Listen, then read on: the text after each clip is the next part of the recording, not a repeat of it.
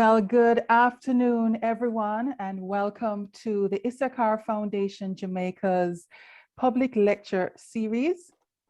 My name is Philippa Davies. I'm a member of the Issachar Foundation Jamaica and your moderator for this lunchtime lecture. Welcome wherever you are located in Jamaica, the Caribbean, or other parts of the world, and a special welcome to our guest presenter joining us all the way from Madrid, Spain.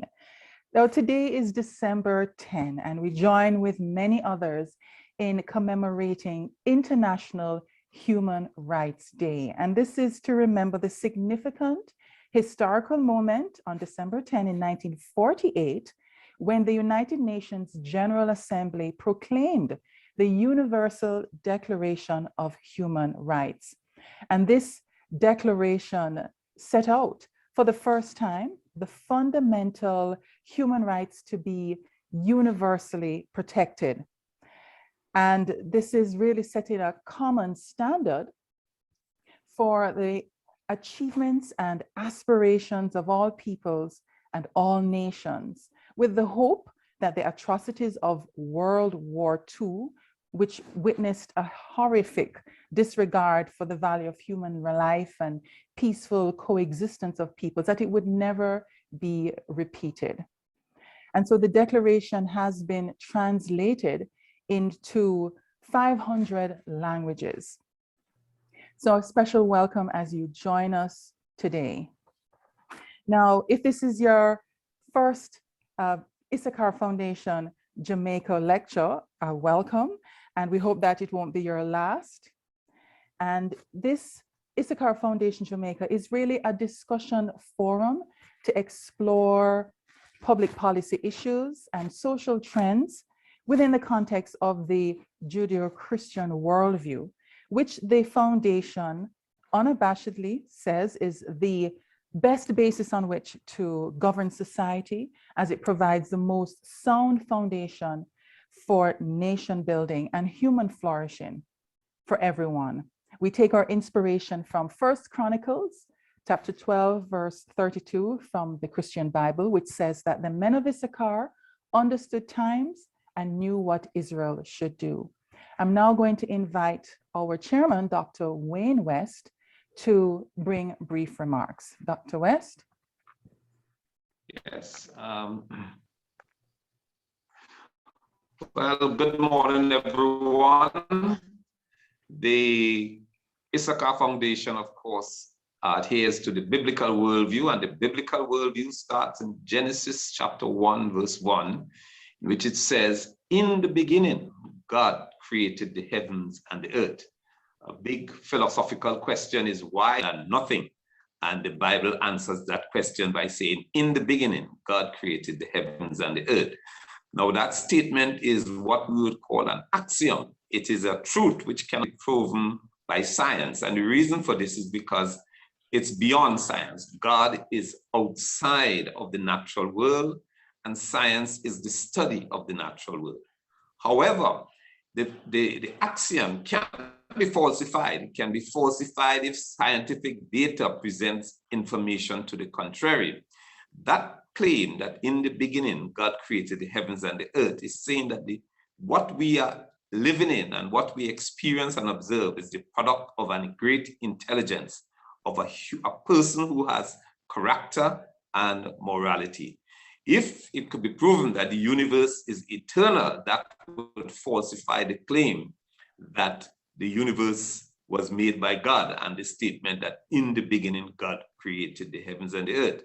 But I would like to reassure all our listeners today that not only has that statement not been falsified, but Big Bang cosmology, which says that the universe started, and by the universe they mean all space, all time, and all matter, started with a Big Bang, is now orthodox. It's orthodox cosmology. So it's in fact restating what Genesis 1 said, that the universe is not eternal, and in fact it had a beginning.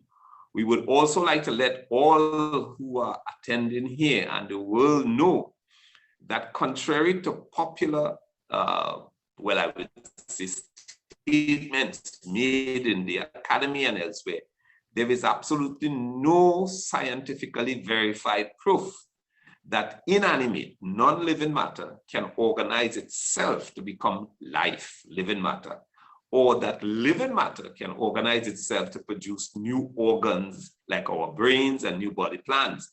These are all theories, but no, there is absolutely no scientific evidence whatsoever, to repeat, that matter can organize itself to produce life, or that living matter can organize itself to produce new organs and body plans. So the biblical worldview is on solid foundation. It has not been overturned by science, and it will not be overturned by science, because it explains why we experience what we experience, not only in the natural realm, but in the emotional and spiritual realm. So we in Issachar Foundation would like to welcome you to our lecture. We have already, the lecture is George Soros, Globalism and the Threat to Human Rights.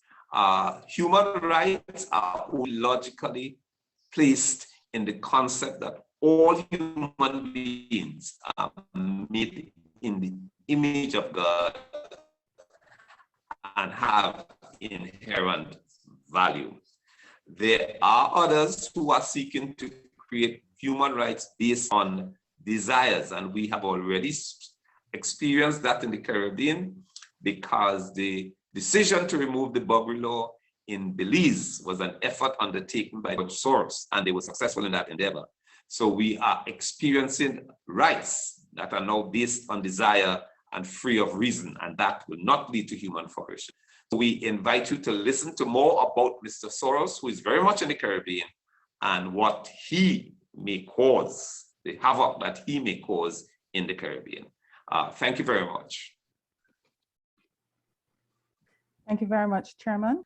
Now, just want to say to our attendees, especially if this is your first time with us, that Issachar Foundation Jamaica has hosted public lectures since August 2010. And before COVID-19, we met face-to-face, but since June last year, we have migrated online, and this is our 8th virtual lecture. Some of the previous topics are moral inputs, mortal outcomes, bridging the gap between values and crime, uncovering the hidden facts about the National Identification System, NIDS, life with COVID, health, law, and liberty. Too is better than too many is leaving Jamaica with too few, the deadly truth behind population control programs. And last December, our lecture on International Human Rights Day was Common Sense for the Commonwealth, Resisting British Totalitarianism, a review of the right to freedom of expression. Now, if you're not on our mailing list and you'd like to be added to receive notification of future lectures, please inbox me in the chat, Philippa Davies, moderator, with your email address, and I will add you to our mailing list. And I also invite you to visit the Issachar Foundation Jamaica YouTube channel to view and listen to past lectures. The lectures are always information rich and inspiring, and today's lecture no doubt will be in like manner. After our presentation, we will have an opportunity for question and answer. You can post your questions in the chat and I will field them to our presenter. Please ensure that your mics remain muted throughout the lecture. So today we are truly honored to have as our esteemed guest presenter this year, Professor Juan Antonio de Castro. He is Professor of International Economics in the Economics and Business Administration faculty of the Universidad Complutense of Madrid in Spain.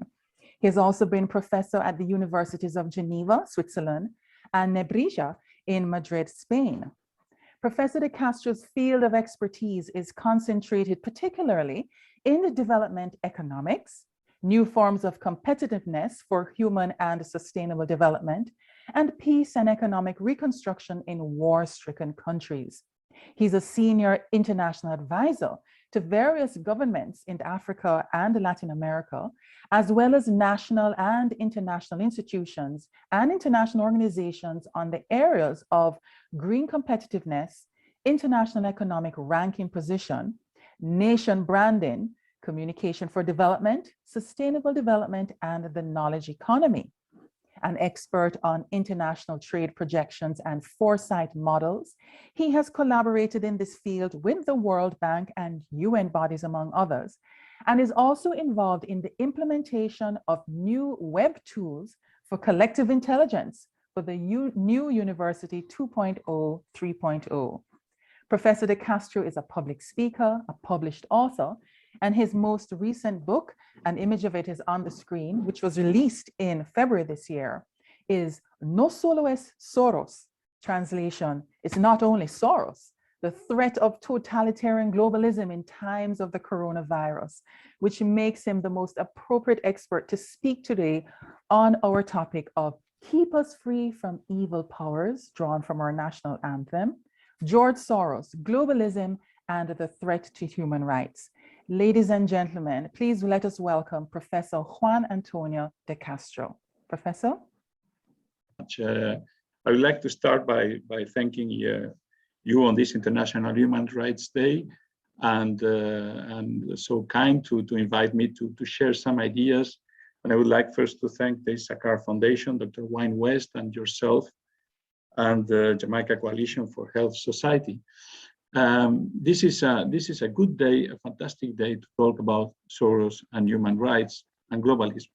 I think it is the right moment, because sometimes we are confused about this person, this individual, which of course is not just an individual, but comes together with an incredible network of other organizations, interests, and geopolitical and geoeconomic forces behind.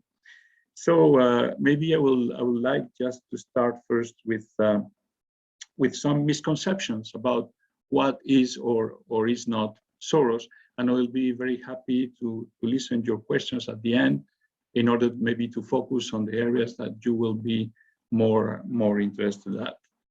So let me start by saying, above all, that Mr. George Soros, who was born in Hungary and then became one of the most famous financiers in the world, with a hedge fund, which everyone follows, I think, in finance world and finance activities in the world.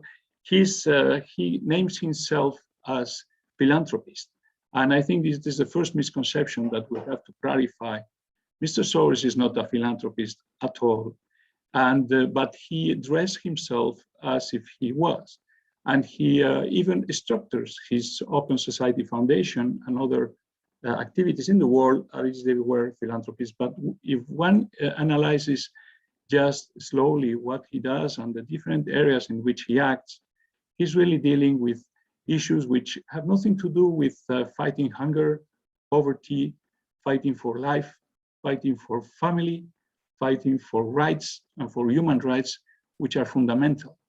So sometimes we listen a lot about human rights here and there in all his activities, but at the end we realize that he's just focusing on what we will develop. I would like to develop in this few minutes with you on what is this kind of cultural code that he intends with some globalist visions to inject, in fact, in all of our minds. And I think it is important to say that, and I must be sincere, you know, I have been in many interviews, and I always say the truth. I like this introduction by Mr. Wayne West about religion and spirituality. I think it is religion and spirituality which brings us to say the truth with the data and the science that we have behind us. And it is what I try. Even in my books or my interviews, I just say what it is. Sometimes we are treated as conspirationists because everyone who dissents with the politically correct vision of the globalist is considered just a conspirationist, a negationist, or whatever. And this is, but this is normal. This is how they organize in their group worldwide in order to nullify and to don't consider those who dissent.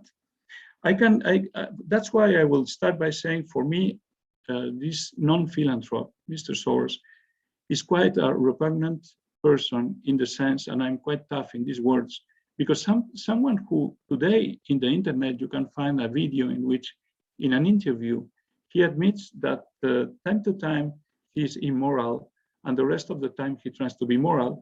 Well, for me, listen, if I went to a company and I want to enter and working in that company, if I say that, I will be out. If I say that in any post in the UN or where I have been for more than 25 years, I will have been thrown outside. But he is like if he had the right to dissent, the right to be immoral, and he affirms himself being immoral. So my first reaction to someone who affirms that he can be immoral is to don't have at all any admiration for him, but on the contrary. The second thing is that he affirms that he doesn't care about the social results of his actions. He has declared that in a video as well, which is on internet. And this also is quite repugnant in sense that we live in the human rights, that he is a fighter for the human rights, as he says, and we don't see at all this being complementary or even acceptable in any case in the world today. Well, but beyond the person, because sometimes we tend to talk too much about a person, beyond the person, because he's not alone. Of course, we could think, is he doing all that, the globalism and the social engineering he's acting today in the world? Is he doing that for money, for power? Why is he acting in this way? Why does he try to socially engineer our minds in order to accept certain pseudo values, which are sometimes absolutely immoral and sometimes totally against, many times, on the principles and values that we have been educated on and that we have lived with them for so many years and centuries? So he's not alone. He has been, I have to recall that with his Open Society Foundation and other indirect companions of Root, he have been participating in the color revolutions of the post-Soviet countries in order to align these countries in the interest of the United States, United Kingdom, and other Western allies.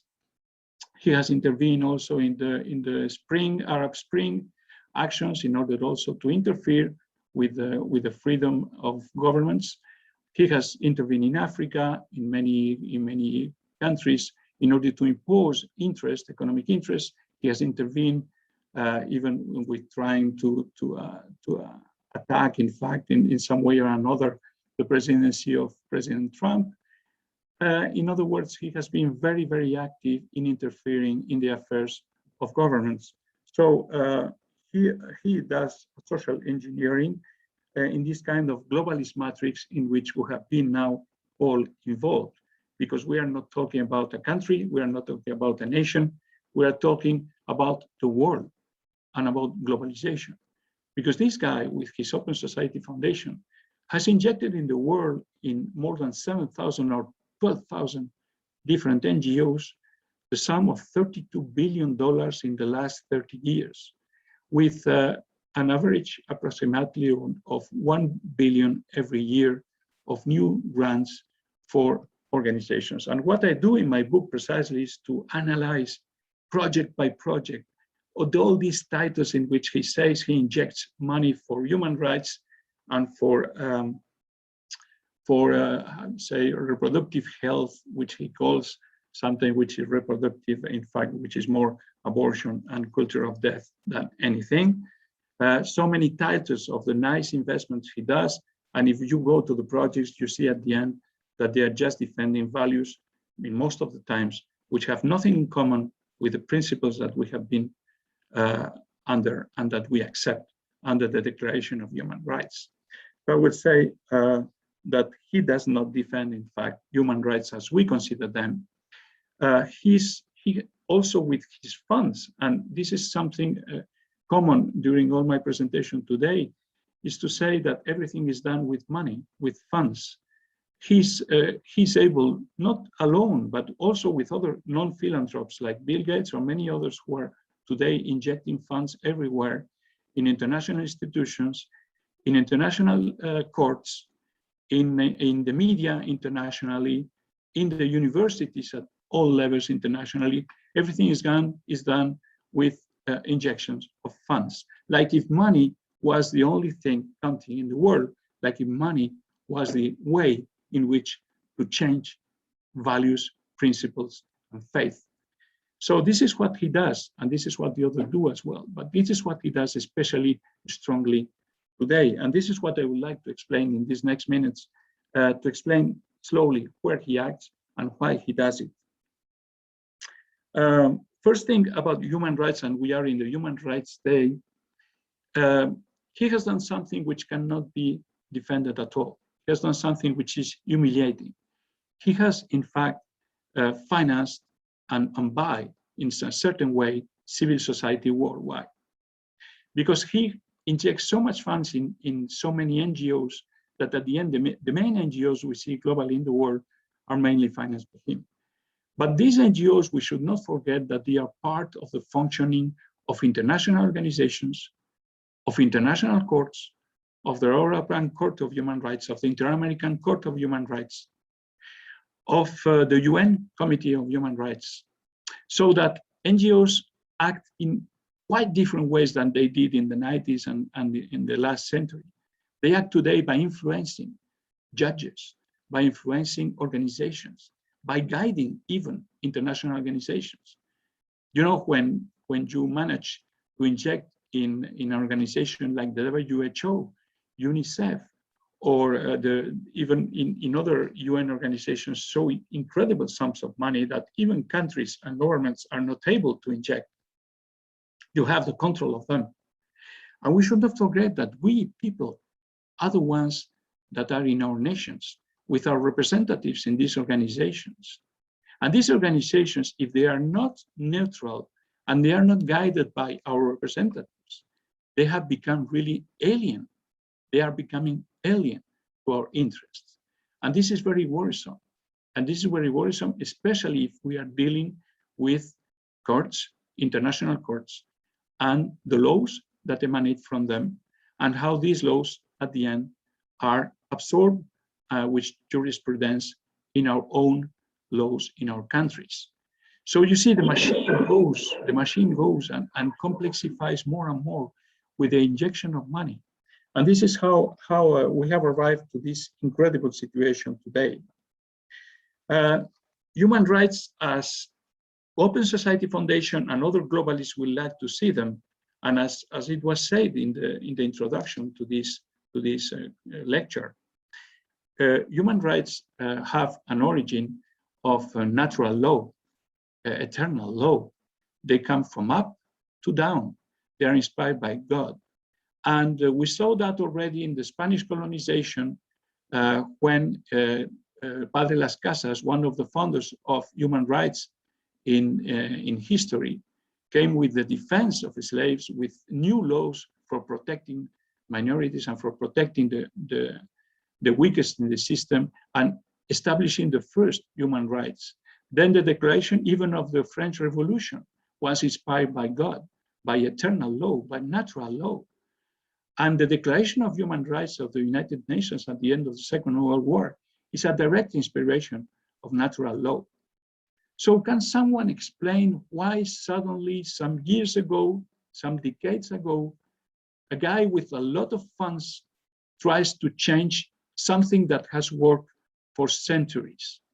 Can someone explain why should we abide by new kind of human rights, which are constructed, as they explain, in an horizontal way, not in a vertical way, inspired from God? Why should we abide by rules or by new human rights that are just generated from humans to humans, by their own desires of humans towards humans? This is nonsense. But this nonsense is being injected day by day by the NGOs of Open Society Foundations and other foundations which depend from it in the machinery of the European Court of Human Rights, of the Inter-American Court of Human Rights, and of so many instances like the European Council, like even the European Commission, like even so many international organizations. So this permeates institutions, this permeates politicians internationally, this permeates our own politics in our countries, our own governments, the media internationally, global health, social networks, and so. So to say that we are confronted today, and I will say it very clearly, to a totalitarian threat by those who accuse all of us of being just precisely fascist or totalitarian. You know, this idea of considering totalitarian or fascists anyone who dissents with you is very typical of cultural Marxism, which is ideology within the 50s of the School of Frankfurt, was developed in order to dynamize Marxism. Well, this was absorbed absolutely by globalists today. And in these foundations of the cultural Marxism, they nullify the value of the family. They don't count on the value of life. They don't defend the property, of course, and then they don't defend the sovereignty of nations. These four concepts that are typical of cultural Marxism are repeated in the globalist menu that they try to impose on all of us. And I say they impose, and it's not easy to explain because it is done so strategically and so softly through institutions and through NGOs that appear to be defenders precisely of human rights when they are not. And we have to stop this nonsense of considering human rights some of the rights which have been just constructed from nothing and which sustain these organizations, which makes so much painful. So, in summary, what we are assisting today is to a totalitarian movement that is being imposed on all of us, that is jeopardizing our liberties, our freedom, and our liberty of expression. If we add up everything and try to summarize it and synthesize it in a concept, I will say that they are privatizing the Res Publica. They are privatizing public affairs. They are rendering private what used to be public. They are breaking, in other words, the social contract that we, the governed, have with our governance. They're breaking a social contract, you know, for centuries that we had, we who are governed with those who govern us, in which we accepted this governance. But now, internationally especially, if we have another type of governance, if governance is suddenly taken by those which come with money on private hands and don't have any difficulty in telling us it is them who decide, it is them who recommend, it is them who finance, and we don't see anymore our politicians defending ourselves, what are we going to do in these international organizations?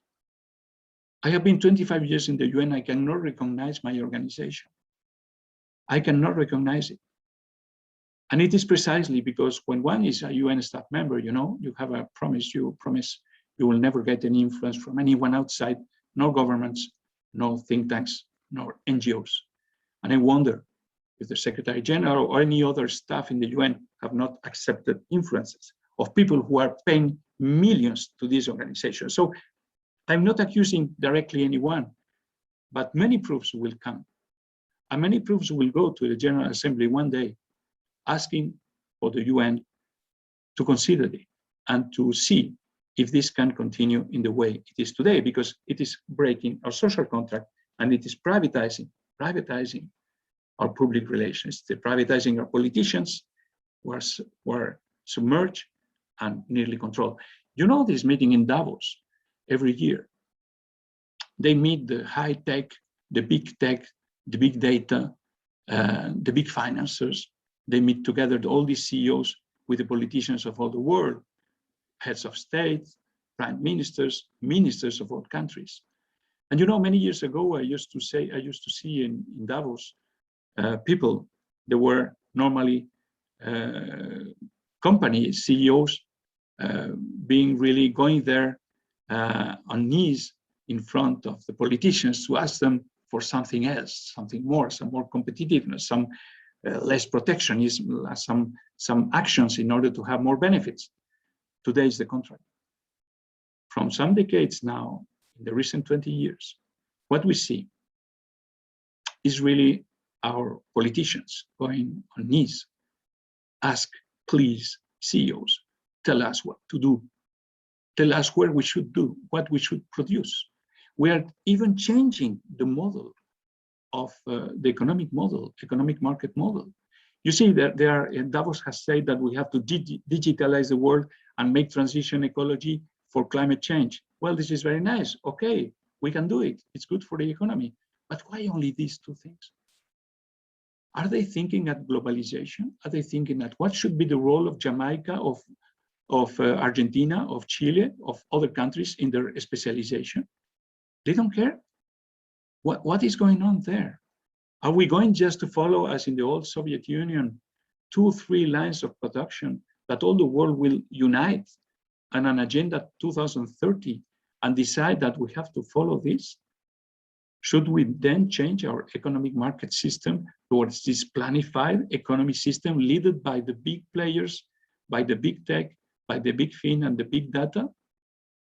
This is the world that expects us? Well, they are wrong, because 80% of the richness of every country in the world is nearly small and medium and micro enterprises, people who work all the day to gain very little with a lot of efforts, which cannot go to Davos to ask for this, to what to do. They are there and they work. But this system that is emerging from Davos, that is being injected by the UN today, is trying to make a very strange globalization and hyper-globalization that is even criticized from inside. I have recently a paper by UNCTAD saying, in the United Nations Conference on Trade and Development in Geneva, saying that hyper-globalization is extreming, the rich are becoming richer and the poor are becoming poorer. Concentration of wealth goes to the big enterprises, and concentration of poverty and low salary masses are on the side of poor. And the problem of all this is that with low salaries, there's low consumption. And this world will not rebound after the pandemic if we don't change this. So just I have added this parenthesis to explain that globalists work as well, not only in the human rights side, but on changing even our market economy system. Because this is what they think is going to bring a global world in which the interest of the biggest will be imposed, in which a unique thinking will be imposed, and in which they could develop the business without the obstacles, as they say, of sovereignty of nations. Because the next step is going to be the fragmentation of nations and the reduce of sovereignty. My first book 3 years ago was Soros Breaking Spain, because Soros intervened and interfered in the affairs of the Spanish state by collaborating and by participating directly and indirectly to the independence pressures by Catalonia in our country. So he's everywhere. He looks at everything. He injects money in everything. And there should be some structure, some matrix in all of this, which is very difficult to define, to draw today. What we find now is just elements that we put together. We put the amounts of money, the projects, the elements, but we see the effects. And these effects, we see them very clearly. And this is why they should be presented. So I'm going to go a little more quicker because I'm maybe a little slow. Privatizing the Res Publica, making governments and public structures become ruled by private persons is very serious question, because these guys have not democratic legitimacy. They have not been elected by us. So the world is more and more ruled by people who are separated from democracy. This is why we have to insist that we are assisting at a totalitarian imposition of a system. And that's why we should be very careful of this. A word about the kind of cultural code they are trying to impose on this politically correct world. They are injecting in all these NGOs to impose certain concepts, certain immoral concepts, certain concepts which are not in line with human rights, but pretend to defend human rights. Because forgetting the main human rights in these codes is making human rights nonsense and is making their work, as they said, for human rights, totally the contrary. They have kidnapped civil society, they have bought NGOs, and they are intervening to change the cultural codes. Migration becomes a tool for destabilization of continents. Syrian pressures from Turkey, promoted by certain NGOs, the Mediterranean pressures for migration, trying to break Europe, even the migration caravans in the border between Mexico and the United States, trying to destabilize the United States at the times of Trump. Many others movements and uses of migration, making sufferings incredible for many people. We see that in many places of the world, and we see that even in the south of Chile and Argentina, with possibly even indigenous communities being sometimes in very close contact with certain British interests and even English universities. What is this? What is this? What is going on?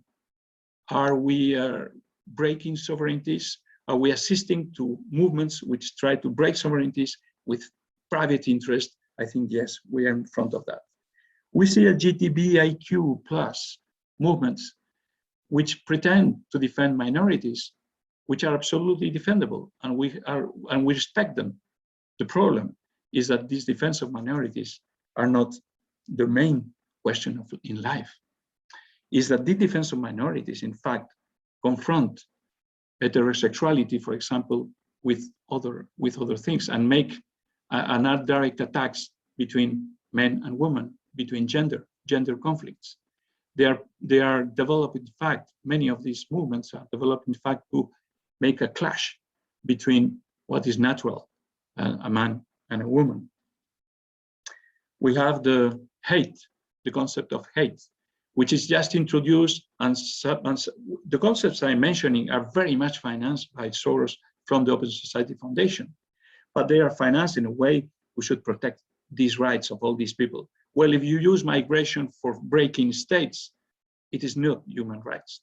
If you use LGBTIQ important rights just to break the equilibrium between men and women, and to break the family, and to break life, then these are not human rights. If they use hate just to signal those who dissent with their code, these are not human rights. And they put a lot of money on hate and projects against hate. But what hate? If they criminalize drugs and put in danger all our younger people, this is not human rights, because it goes against life. If it goes in relation to fight Islamophobia by confusing defenders, by confusing sacrifices and sacrifice. Islamophobia. Is this really a problem in many of our societies? Should there be so much funds injected into that, or should be funds injected, on the contrary, on just mutual understanding, not necessarily finance lawyers and activists against police, but mutual understanding? There are many ways of doing things. In one way or another, we change completely the meaning. And of course, we respect Islam. But of course, there are problems behind, and there's terrorist attacks and many things that have to be taken with very, very carefully. What to say about the culture of death? I have to tell you, in my country, in Spain, of every 4 people who die in my country, 1 is an unborn baby killed by an abortion. 1 in 4 people who die every year. If we count this at the level of the world, we are counting on millions. And all this is called reproductive health by the Open Society Foundations. And all this is facilitating absolutely abortion at all levels in a very extreme ways, not respecting life at all, not respecting the life of the baby before the life of everything. The respect for life. So culture of death in financing reproductive rights, what they call reproductive rights, culture of death in financing euthanasia, laws, like in my country, one of the 3-4 countries in the world in which you have to be careful. In fact, if you're alone in your life and you have a doctor near, that if he considers or not, that he may put you in the border of life and death, because you don't have the possibility. I mean, these laws, which are so easily and flexible for euthanasia, are really attacks and are really show the culture of death of this movement. What to say about women, gender, feminism, against the fight of men against women, of women against men. Why? We were living very well for many decades and centuries. This is not needed. If I ask my students in the university today and professors, my colleagues, no one hates a woman, no woman hates a man. There is no racial attack. There is no aggression by discrimination. The guys do the same jobs at home that women. I mean, do they have to inject so much funds for things that are already changing very much and accepted the equality of men and women? Should they continue to losing all these funds on that? This is what is very questionable, especially because they confront men and women, and this goes against the future of family, the future of life, and the future of born babies and future people who will live in this world. It is absolutely obscene to talk about the media and the money that goes from Open Society foundations to all the media in the world. If I'll tell you one example, and this is not Soros, but for Soros and the Open Society Foundation, millions and millions go, for example, to some institutions like the Media Development Investment Fund in nearly 40, 50 countries, with hundreds of institutions, of associations of journalists being paid in order to say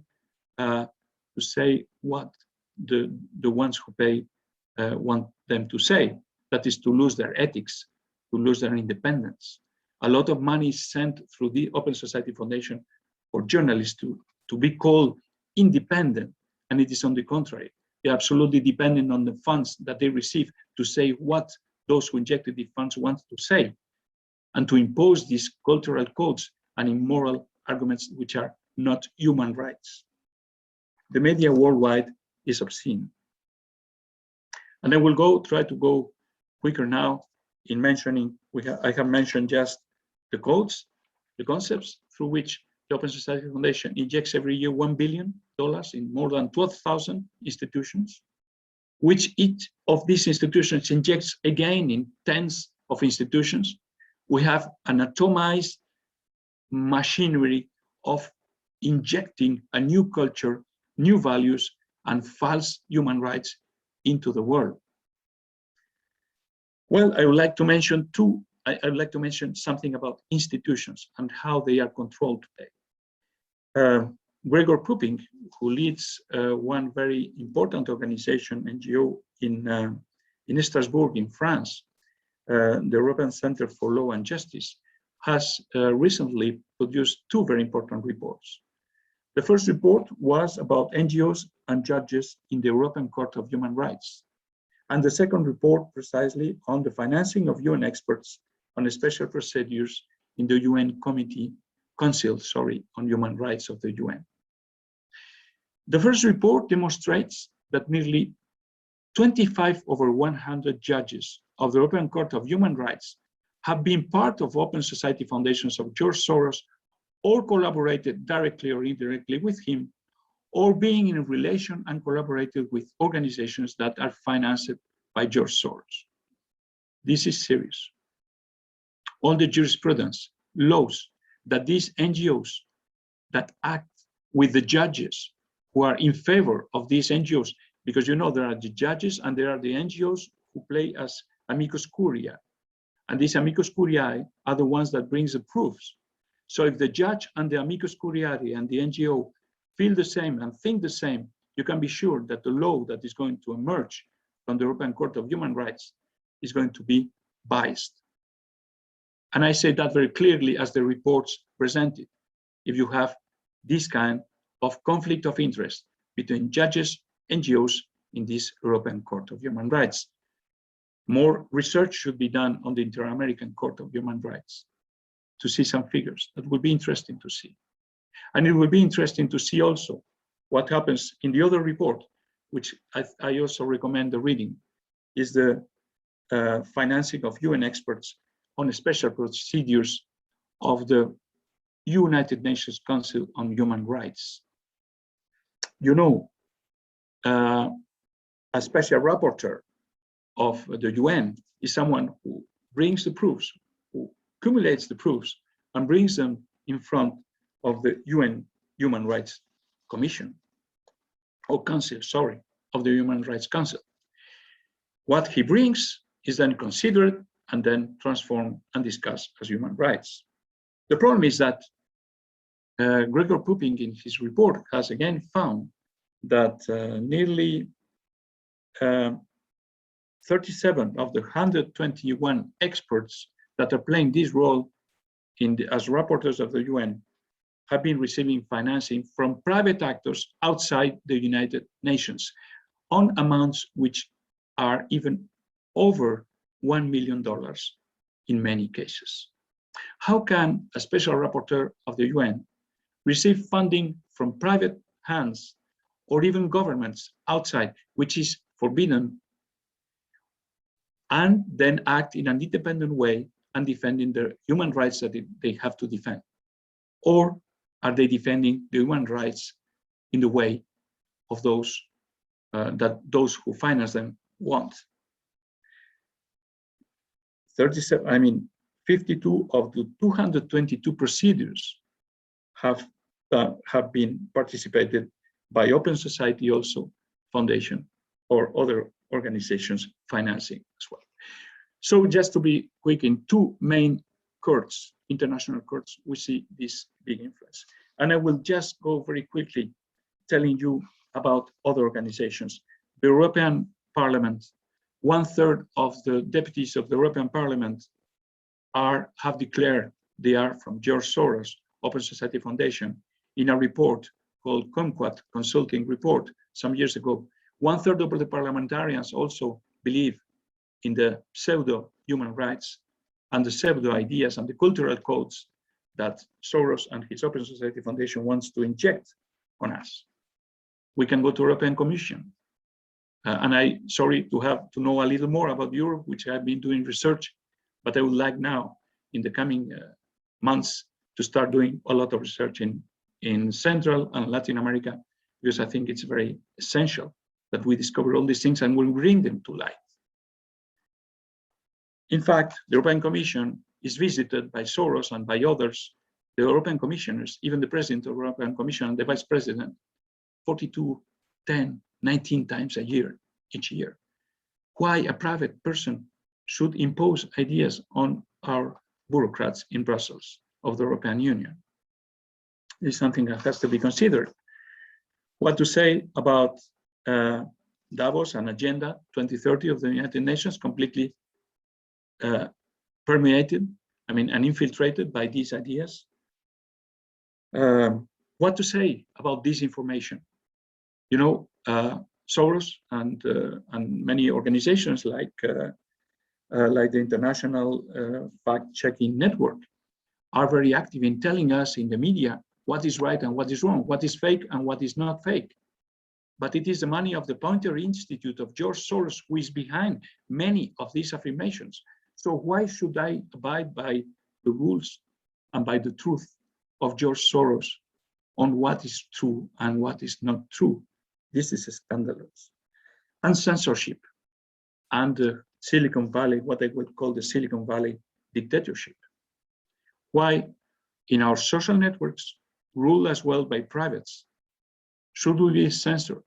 Should we be broken our liberties of expression? Why? Our governments promise us to respect the Constitution and to respect our rights, our fundamental rights. And suddenly private companies come to a country, censor you, and your government doesn't react. And nobody reacts. This is against constitutions. And this has to be looked at very, very carefully. And this is again a reflection of a totalitarian new wave that is really in front of us. So we'll like finally to end up with some information about your country, about Jamaica, which I found quite revealing as well.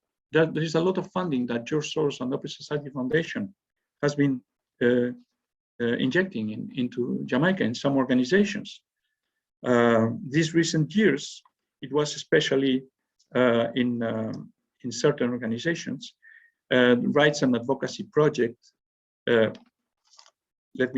was confusing here. Yeah, in certain organizations, in particular, it was in the American Friends of Jamaica, Violence Prevention Alliance, Jamaica Accountability Matter, Jamaica for Justice, hundreds of thousands of dollars, nearly millions injected in the country.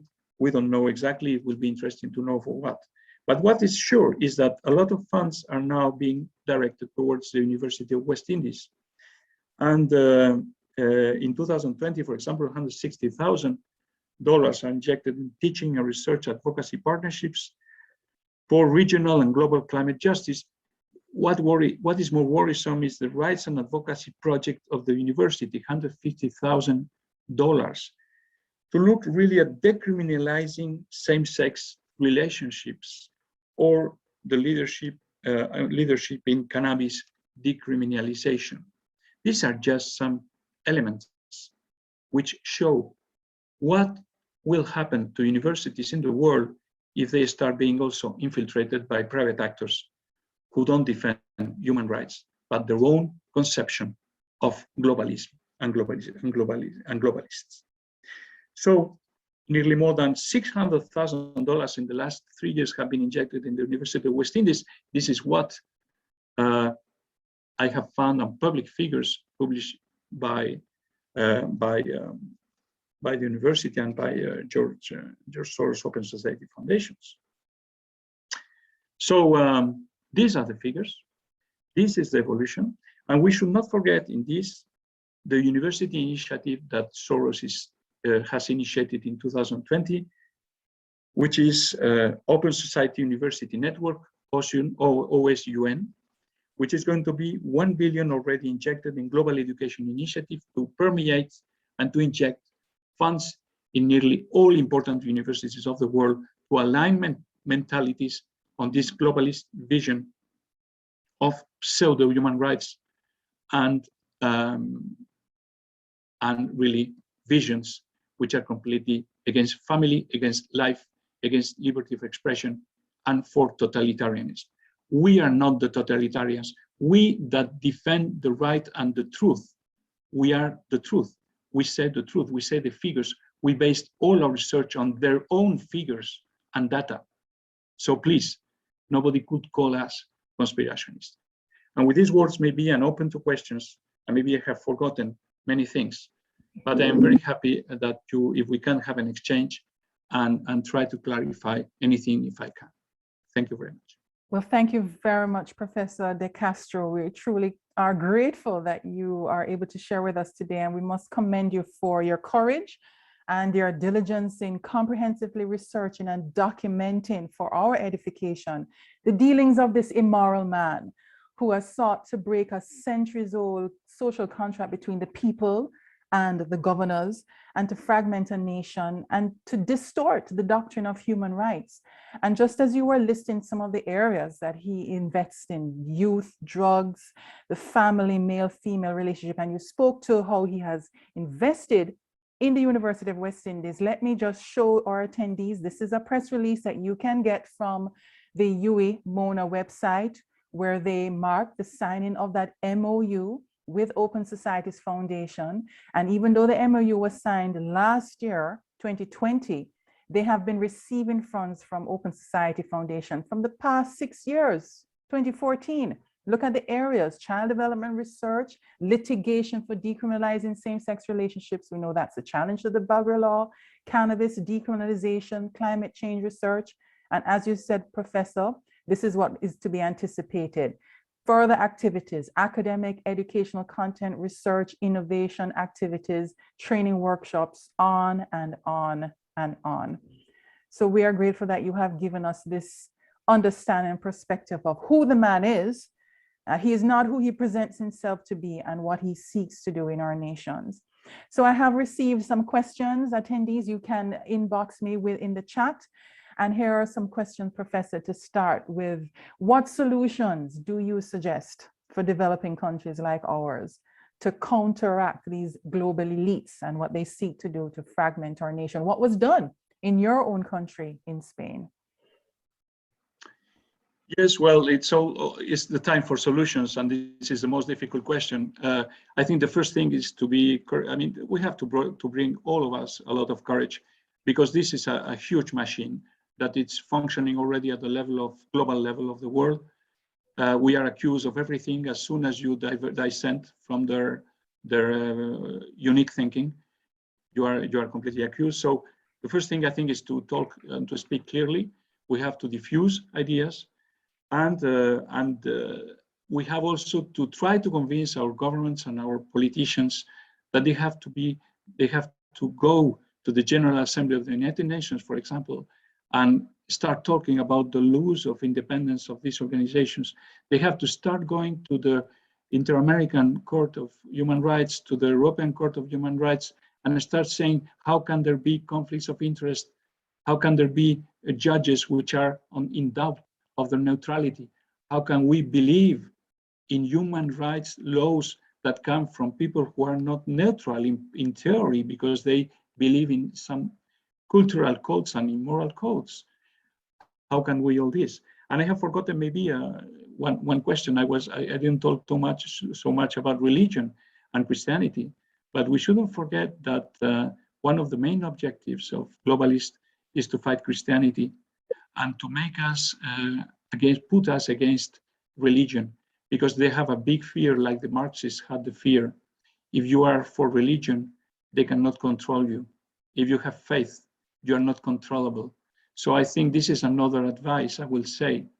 Let's keep, for those who have faith and those who believe in Christianity, for example, let's keep and other religions, let's keep in faith, because this is what could maybe stop them. They cannot with that. They cannot fight with that, because it's our emotions and it's our spirit. Thank you, Professor. I'm not sure, did you say where Soros's money comes from? How does he earn and to be able to invest? Yes. In theory, what he explains to everyone is that during many years he was very successful in his hedge funds, and he amassed an amount of 32 billion in 30 years and injected them all of this money into the Open Society Foundation for projects every year, and then spends 1 billion a year. He says that from his own businesses.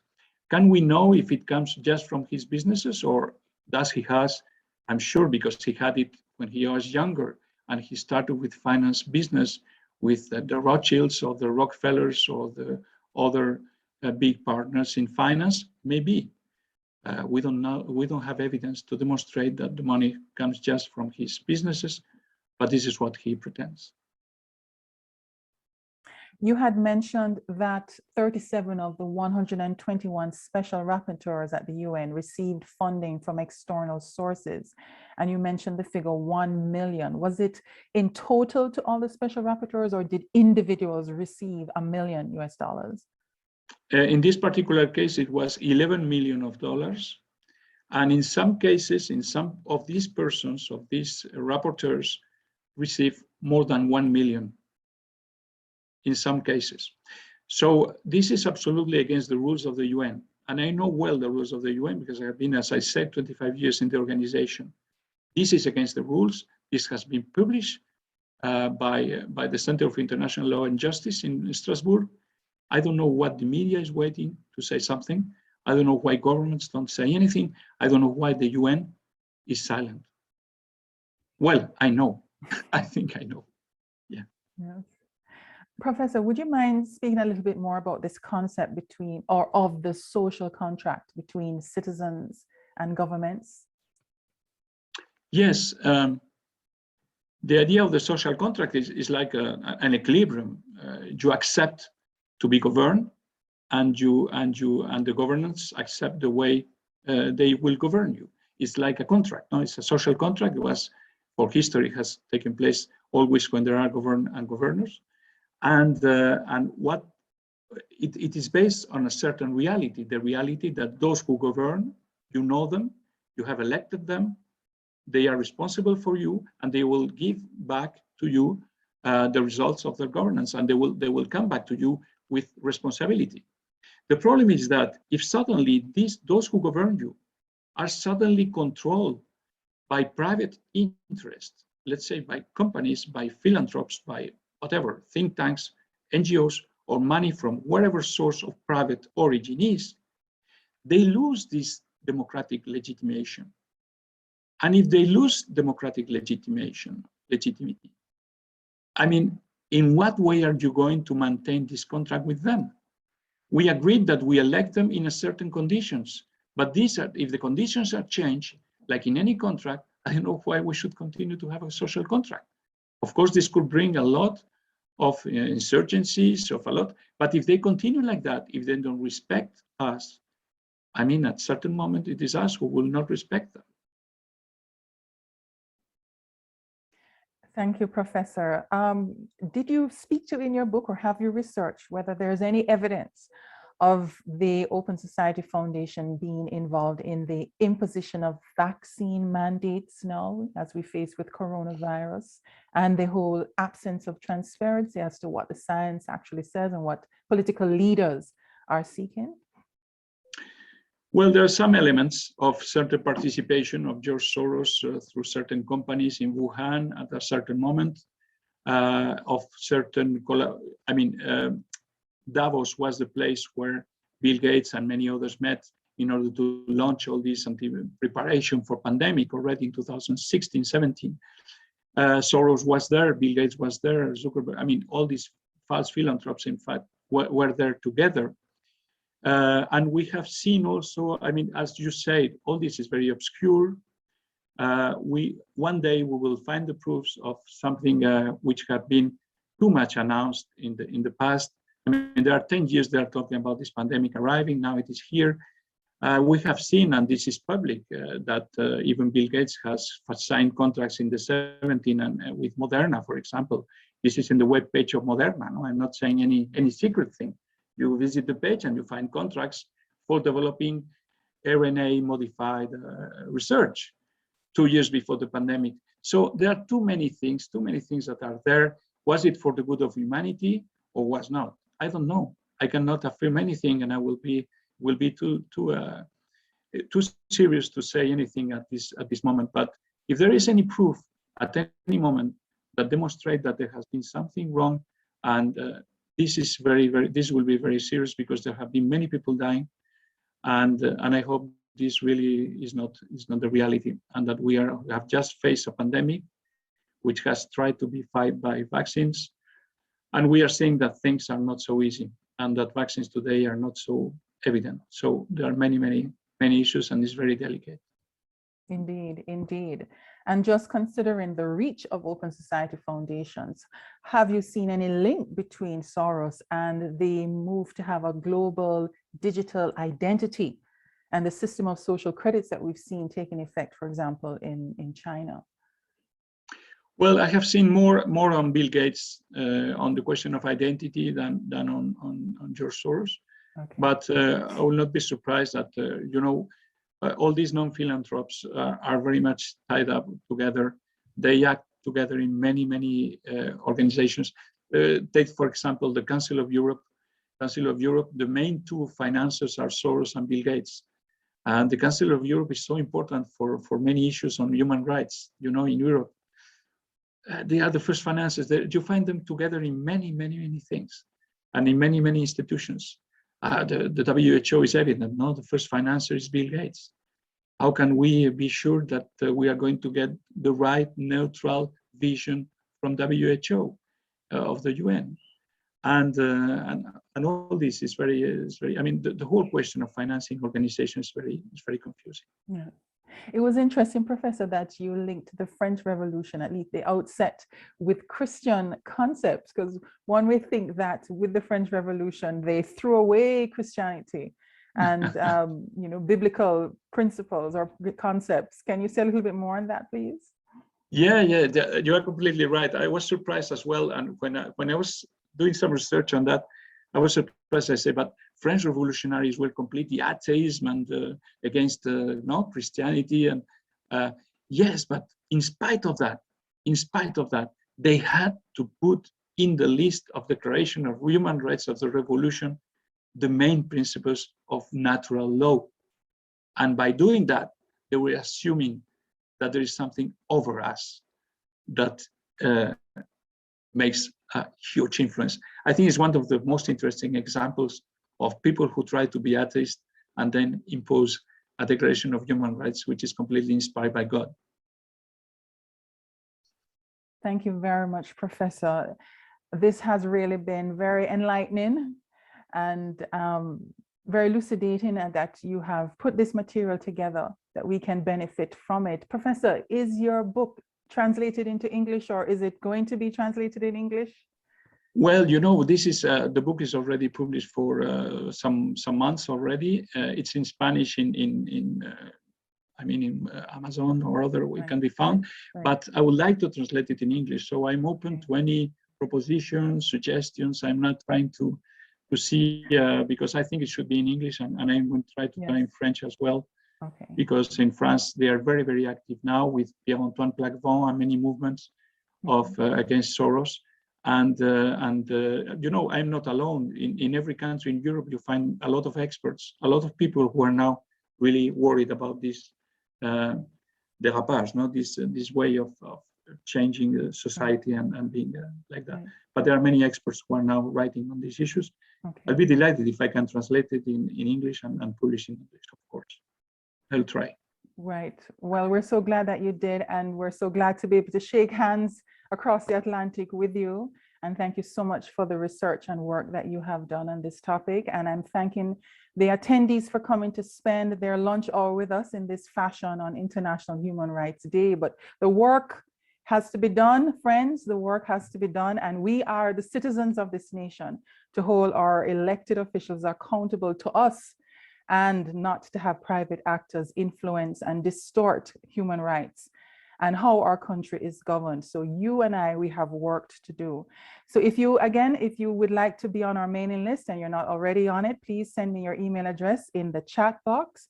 And hopefully next year we can see each other face to face. I don't know, but by the grace of God, we will continue to bring a discussion of these very important topics from the perspective of the Judeo-Christian worldview. Thank you again so much, Professor, and to you and the attendees, I wish you all a safe, healthy, peaceful, and enjoyable Christmas and a productive, freedom-reigning 2022. Thank you so much, everyone. The same, the best Christmas for all of you, and thank you very much for this invitation to have the occasion to share these ideas, and I hope we are going to reinforce each other. Indeed. Thank you so much, Professor. Wow. Thank you. Bye-bye. Thank you.